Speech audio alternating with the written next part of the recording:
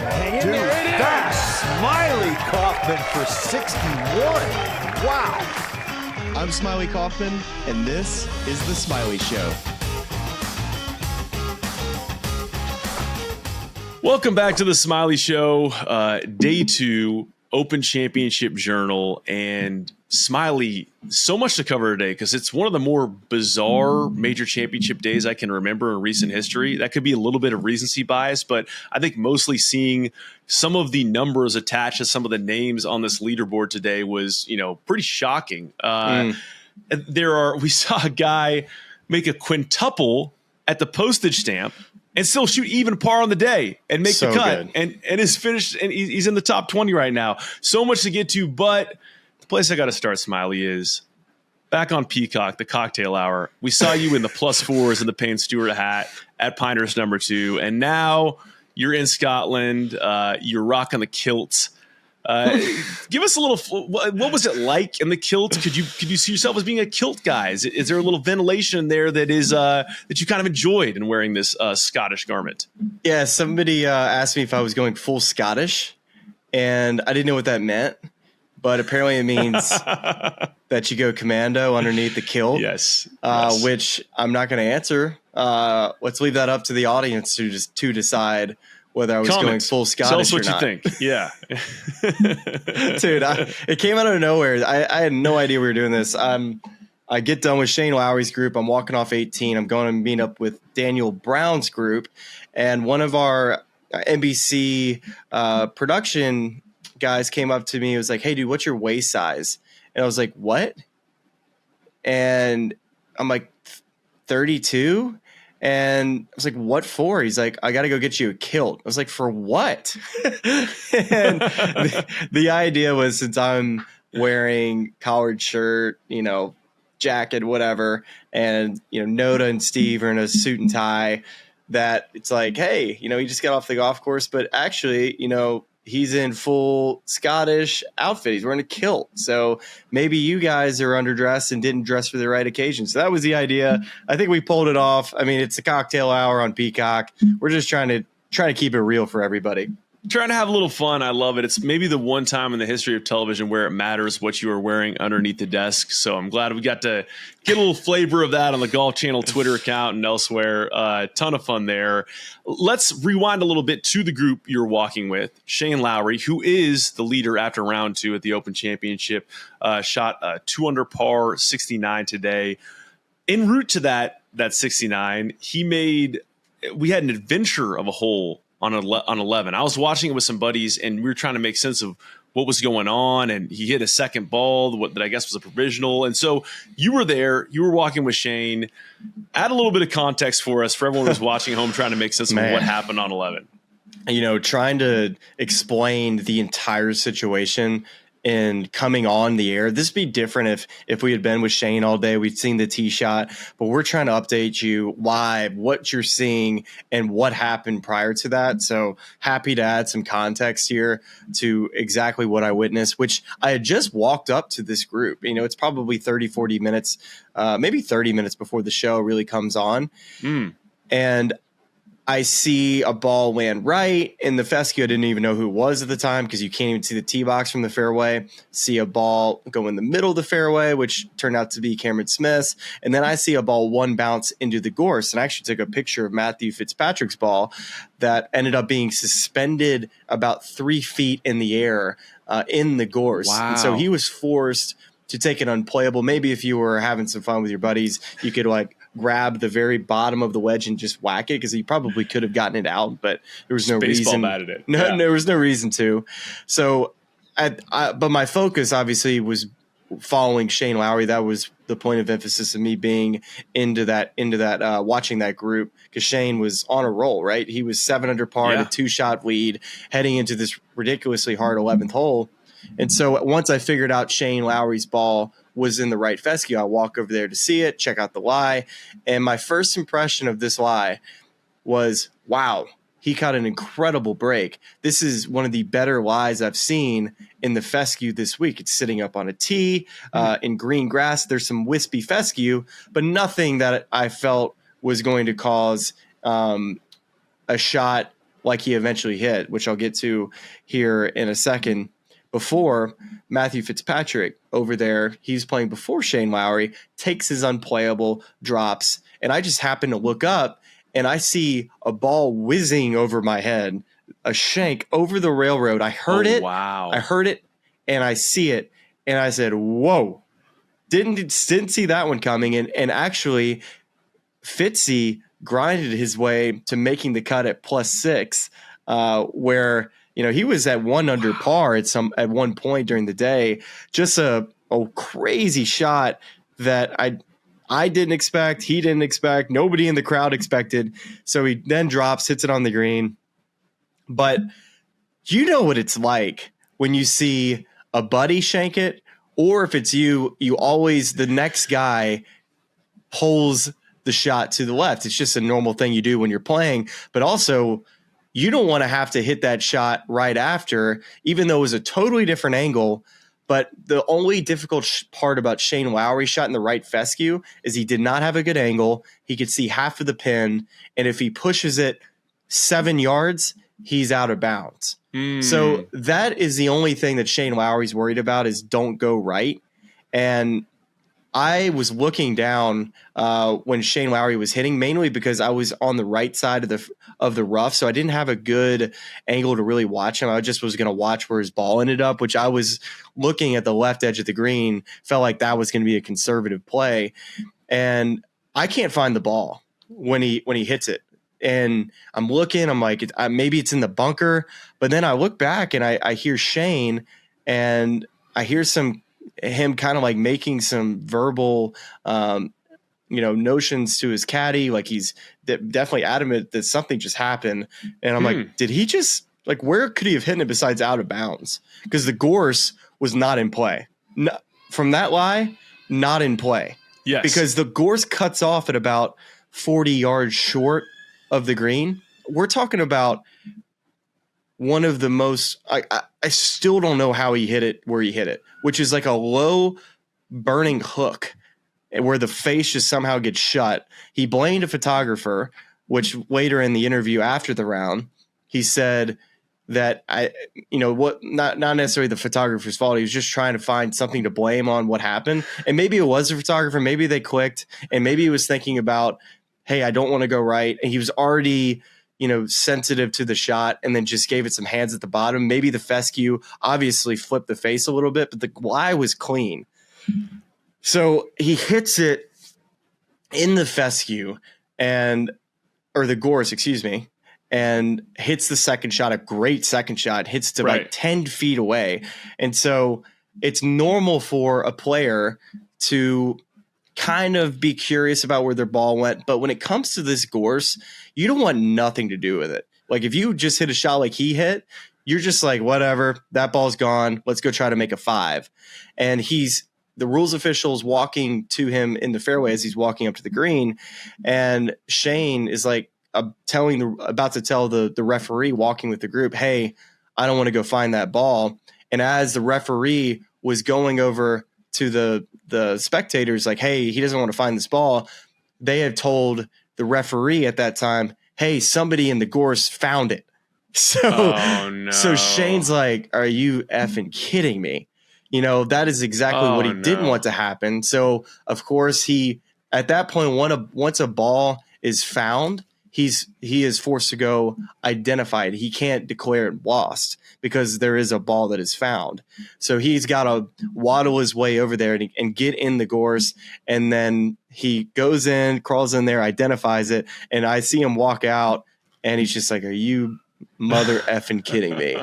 So they find the golf ball, and they figured out that 2 club lengths was not going to work out. So the only other option you have with an unplayable, you can either go back to where you were to be able to hit that shot again, which is not what he wanted to do. Or at least he was thinking about doing it, but he wanted to see if there was another and better option. And that's where, after about a minute, I'm kind of looking around for Shane. It's a big crowd near these gorse bushes. I can't find him. And then I started thinking, how deep does this course go back there? Can he go back maybe into the other fairway to where maybe he can have a clear shot? And that's when I ran around the course and I find Shane and his caddy standing in the 12th fairway. And I'm like, man, this is getting good. And there's no way for him and Shane to figure out how far away they are either. So that is adding an extra 5 to 10 minutes for his caddy to go walk up to the green, try to find a decent angle for him to walk this thing off. Meanwhile, I have a fan next to me, pulls out his Garmin watch and say, it's 135 yards. And so I'm like, so I got this guy, you know, of course he's wearing his rangefinder out on the course, which I think is such a pro golf nerd move. I can't be the first guy to do that. And they're to the point now where he's going to drop in the fairway until the referee's like, hold on 1 second. We think that the golf ball keeping in line with the pin is not going to be in the fairway. And that's where Shane's like, all right, buddy. And he walks up with his driver now to go to where his golf ball is, to hold his driver up in the air with where his ball is over top of the gorse to where you can see the driver. And he also, Shane, walked to where the hole location is at the green to see if he can see the angle from the green view to see exactly where it would be in line with where the ball is for where somebody was standing next to it. So he did 2 different things to see if he can basically get to the top of the hill in the fairway where he can see the green. Eventually, the referee deemed that it's actually going to be in the fescue in the rough, which if he was going to go back in 12 fairway, now he's got to go about 25 to 30 yards further back in the fairway where he wouldn't see the green. It's a downwind shot out of bounds over the green. So now you're starting to think, okay, maybe he's going to go back to the right fescue and hit that shot. And then quickly, he actually, instead of going back, he goes forward towards the gorse. It drops where the spectators walk. So he's dropping it hard smart. pan. Yeah. He looked like he got a clean lie, but all he can see is gorse in front of him, and he's guessing at how far it is, except the dude who's a spectator who knows how far he is, which I guessed around 115 yards. It looked like he hit about a 90-yard shot, and it kind of rolls up there in front of the green. He 2-putts and makes a double. And from all of my days watching golf, it was the longest hole I think I've ever experienced watching golf. And Cameron Smith, on the other hand, drove it in the fairway, wedged it on the green, and 2-putted for par. And he's like, are we ever going to get off of this hole? That is a truly bizarre series of events. I mean, I think there are questions. There was a situation like this, I believe, with Tiger at the Masters where, you know, the way you declare that second shot, like, I mean, did he declare the second shot that he dropped when he thought the first was going to be lost as a provisional, the one that he hit close on the green? A provisional for a ball that was potentially lost in the gorse. And so because he's declared a provisional and not, I guess, just declaring that ball lost in the gorse, if you find the first ball, you must play the first ball, correct? Yes. Yeah. Which there's no reason to ever declare it lost. In this situation, you just don't know what lie you're gonna have, right? Well, I mean, let's say that ball kicked out of the gorse and sitting on the hard pan, and you're able to hit it. So there's no reason if you can't. Totally. Yeah, you never know. Like, crazy stuff happens. Right.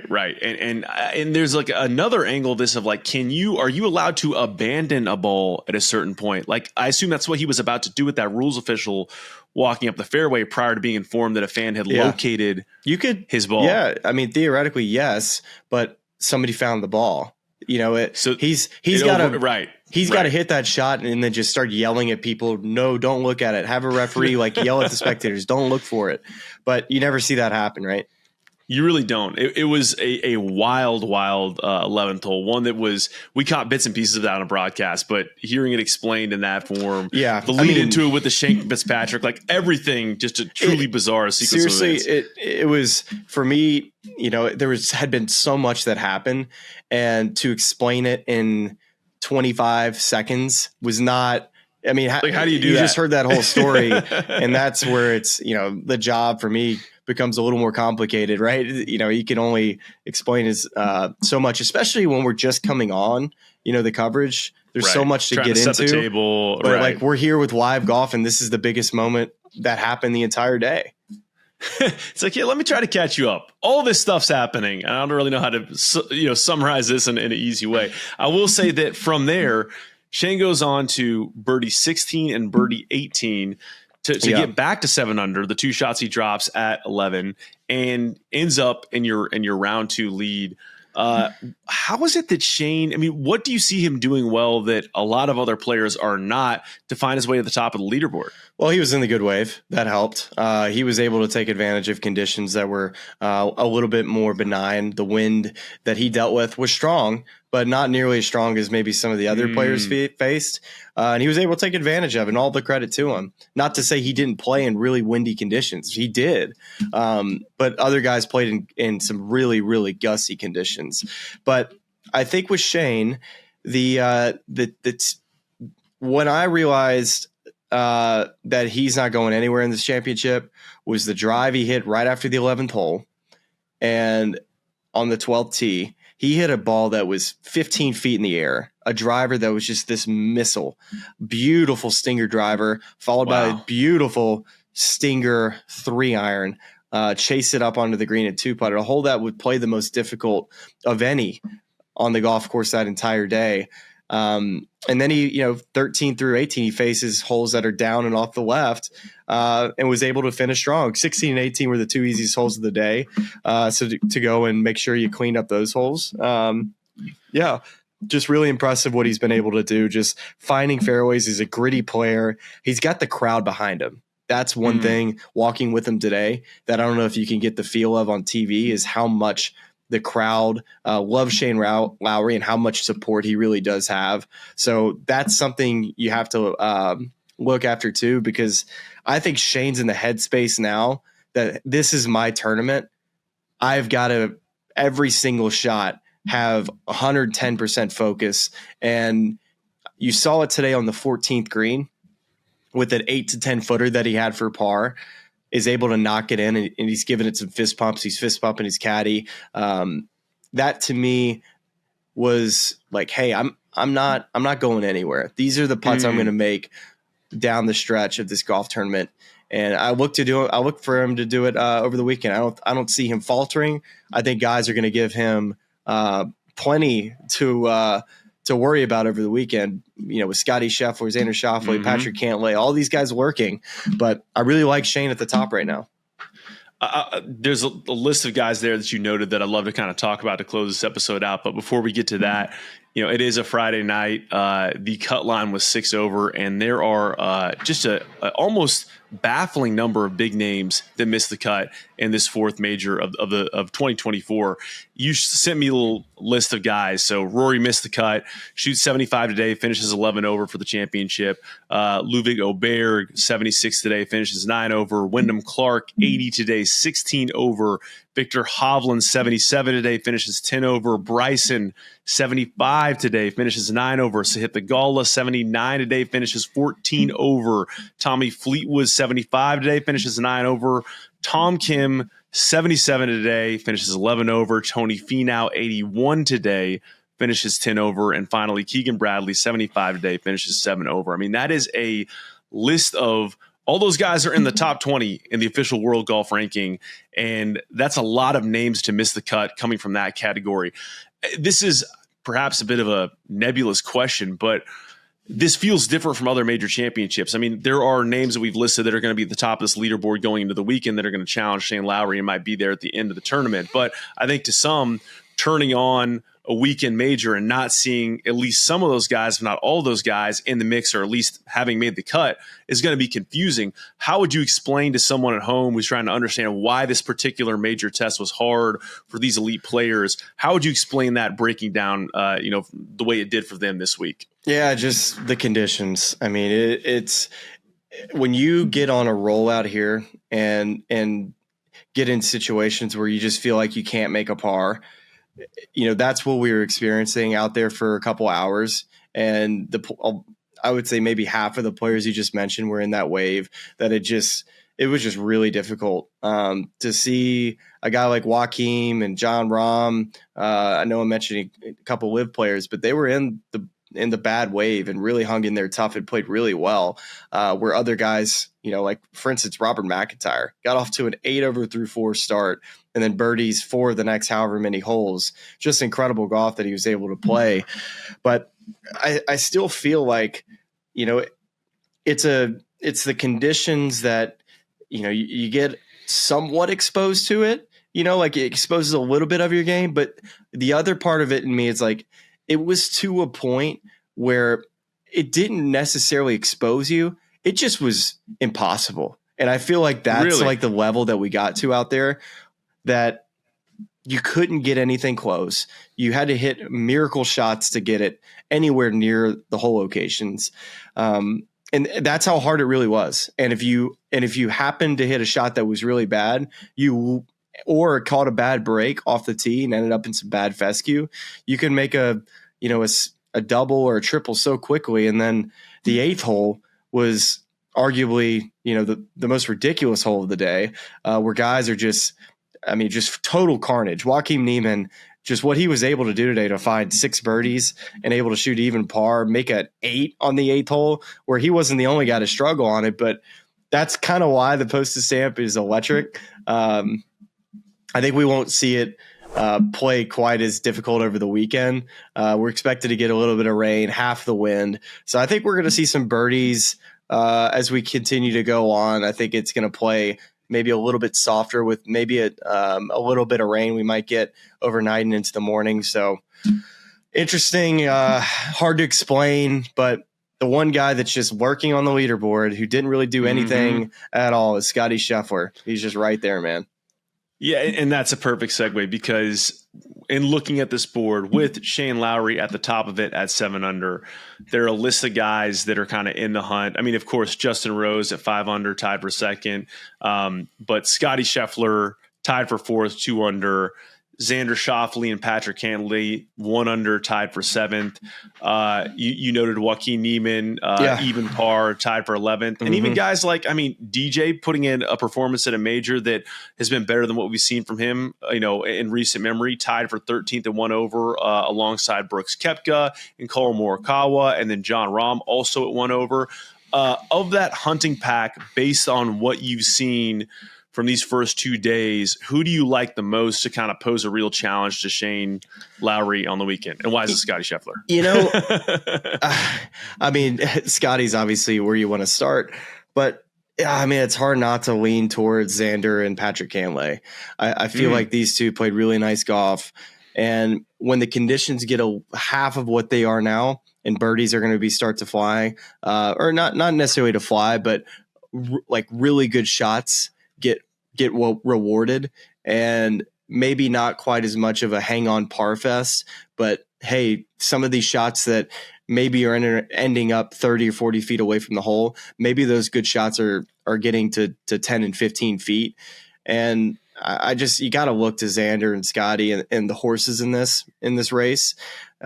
Justin Rose is hung really tough, and you have to just try. It's really difficult to like figure out what the number is going to be, because you've just played in the most ridiculous conditions. And I still feel like birdies aren't going to be flying, that, if you go out and shoot a 4 or 5 under round of golf, that's going to be one of the best of the day.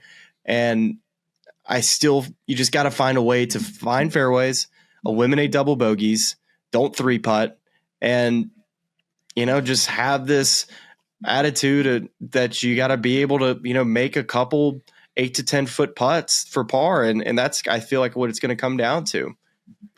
Well, last one, and then we'll leave you here. And I know it's getting late on your end, and we're keeping these journals brief. We're going to do a full recap when we get to the end of this Open Championship. But do you like what you saw the last couple of days? I know every major has a different identity. There was a lot of complaining about all the scoring of the PGA Championship. This one obviously was very different in a lot of different ways. Do you enjoy, this sort of test when it's every once in a while, when it's just isolated mainly to just this major once a year? Yeah. The only thing is the conditions when they get this crazy. I would have loved to have had maybe just not quite as gusty of conditions that we had. It got to a point that was just ridiculous. And if it was, for instance, the PGA Tour setting up some of these holes, they would have set it up probably a little easier in some spots, maybe move some tees up, giving yourself an actual chance to, like, the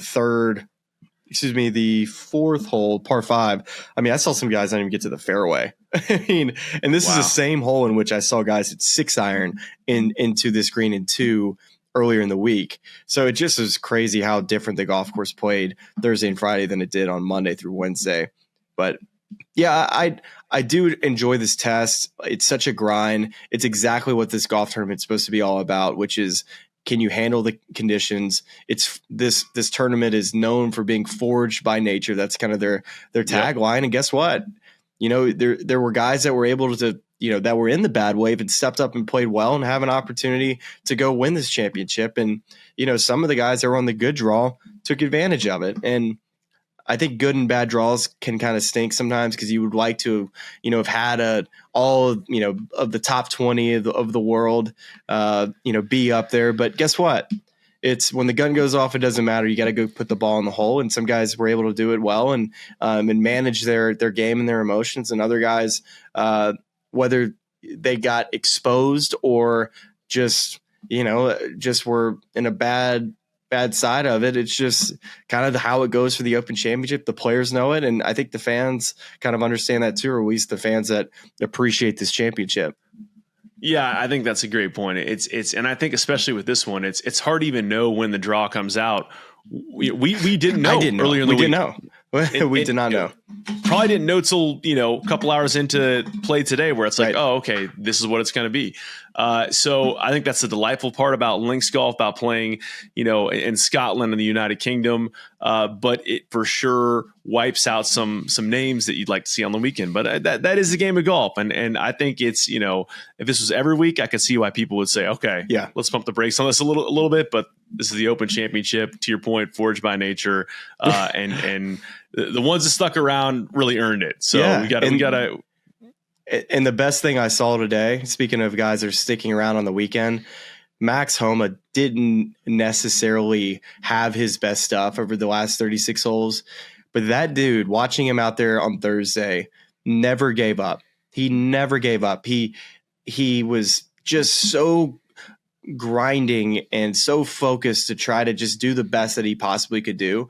And I seriously don't think that there was one shot better that he could have possibly done, as far as just the places that he hit it and how he was able to make a putt here or there to just keep himself around the cut line, because he got off to such a bad start on Thursday, didn't finish the round off either. And then today, like, he got to the 12th hole, he's right on the cut line and blows it out right, lost ball, has to re-tee. And you think that's over. It's done. Max Homa was heading and missing the weekend. And then he goes and I believe he birdied 16, but goes and birdies 18 as well, making that 30-footer and draining that putt. And that's, to me, why making the cut and why watching guys make the cut and showing that emotion of, hey, like, it's not all about winning golf tournaments. It's sometimes about proving to yourself that you could step up to the plate and go and make a big putt when it matters, to give yourself 2 more days at a championship, in which Max calls his favorite tournament that he plays all year. Very well said. I mean, to make the cut on the number, shooting 76 yesterday, 72 today, and birdies on 16 and 18 down the stretch to get it done in that fashion, massive stuff for him. And yeah, definitely an accomplishment in this sort of weather. And whether or not he can find his way into contention with some good scores this weekend, you know, definitely a testament to getting the most out of his game, which is something to be said in these conditions for sure. So that's what we got for you. Oh, you got more. You have even more. Just one. It's a quick one. My my friend that I met on the 11th hole. This is right before all this crap happens. Watchman with Shane. No, this is another friend. He was a ball spotter at 11, and all the balls had just landed, and I was about to walk towards him, and he was like, "Hey, are you going to put out a podcast tonight?" I was like, "Yeah, I'm putting a podcast out tonight." This is a guy from a local in Scotland. How about that? Who's a fan of the show. He's like, all right, look forward to listening to it. And then little did we know it was going to be the moment of the day 2 minutes later, and that ensued. So he had a front row seat for it. Maybe his perception was a little different. That's what I saw. But it was quite the day at Troon and 36 more holes to go. And I'm really excited to see who's going to take this thing home. I love that. I love that for him. He'll certainly enjoy this recap as it pertained to his hole. So if you're listening, thank you for listening or watching or however you're consuming. And that wraps us for Friday at the Open. We're again going to be back here tomorrow recapping moving day at Royal Troon. So be sure to tune in for that because it should be a real interesting one. As Smylie noted, might see some more red numbers tomorrow with better conditions. So we appreciate you watching. We appreciate you listening. Wet conditions. Okay, wet wet. conditions. Okay, soft. Wet equals soft. Not good conditions. Wet conditions, little less wind. So I don't want people to wake up and be like, this is not good conditions. Okay, good. This is that fixes my phrasing. But as you told me, soft is good. Soft is not firm. So maybe we get a little bit of get some shots that are sticking on green instead of maybe. Who knows? The weatherman here will always have a job because you can just say, just sporadic rain, wind, and that's all you have to say. You just wait 10 minutes and then guess what? The weather changes. You got to love it. Best job security in all the United Kingdom. That's fantastic. So we'll all wake up tomorrow and tune in and see what sort of conditions we have for the weekend. Hopefully some good ones. Hopefully some ones that lead to some fun and some moving up leaderboards. But we appreciate you, of course, watching and listening to today's episode. And we will be right back here breaking down that action very soon. So we'll talk to you then. I listen to this podcast. It's really cool. And all of our lovely fans and subscribers, but make sure you like and subscribe. It's cool to see what you guys are doing. I know golf fans appreciate it, but we do too, so please keep it up. For all the good people of YouTube, like and subscribe. You guys have some good takes, so I'm happy to come on and shoot the